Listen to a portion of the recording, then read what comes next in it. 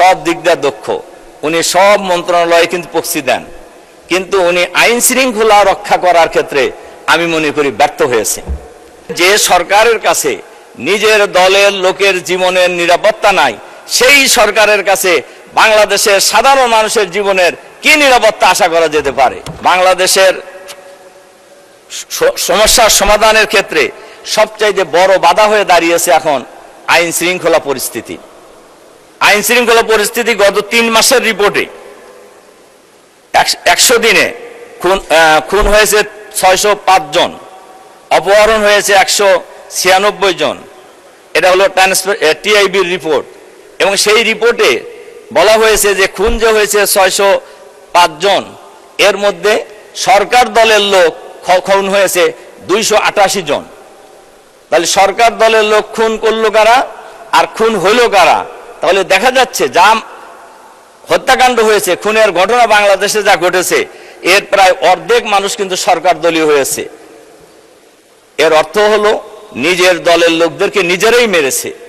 এটাই যদি হয়, তাহলে যে সরকারের কাছে নিজের দলের লোকের জীবনের নিরাপত্তা নাই, সেই সরকারের কাছে বাংলাদেশের সাধারণ মানুষের জীবনের কি নিরাপত্তা আশা করা যেতে পারে?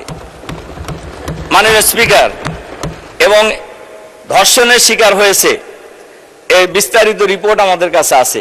আমাদের মাননীয় স্বরাষ্ট্রমন্ত্রী আলহামদুলিল্লাহ উনি সব দিক দিয়ে দক্ষ, উনি সব মন্ত্রণালয়ে কিন্তু প্রক্সি দেন, কিন্তু উনি আইন শৃঙ্খলা রক্ষা করার ক্ষেত্রে আমি মনে করি ব্যর্থ হয়েছে। তার কারণ উনি আইন শৃঙ্খলা রক্ষা করতে পারেন নাই।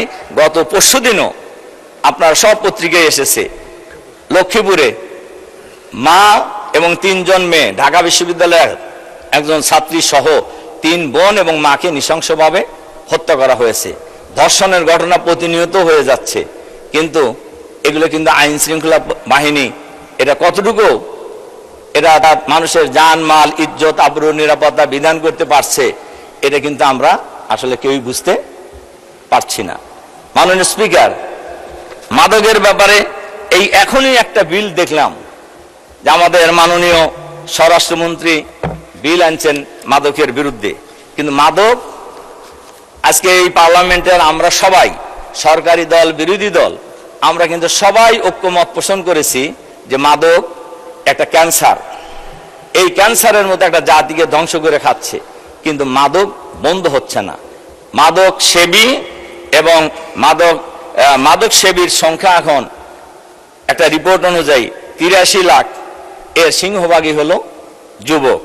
কাজেই দেরিতে হলেও আমাদের মাননীয় স্বরাষ্ট্রমন্ত্রী মাদকের বিরুদ্ধে বিল আনছেন।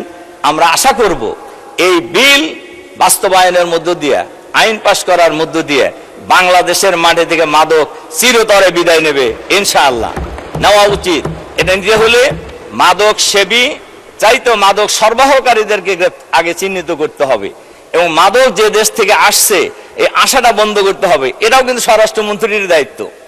তাহলে দেখা যাচ্ছে আইন শৃঙ্খলা পরিস্থিতির অবনতি হয়েছে মারাত্মকভাবে, দেশে কোনো আইন শৃঙ্খলা নাই, আবার মাদকের সয়লাভও হয়েছে, কিন্তু এটাও কিন্তু স্বরাষ্ট্রমন্ত্রীর সাথেই রিলেটেড।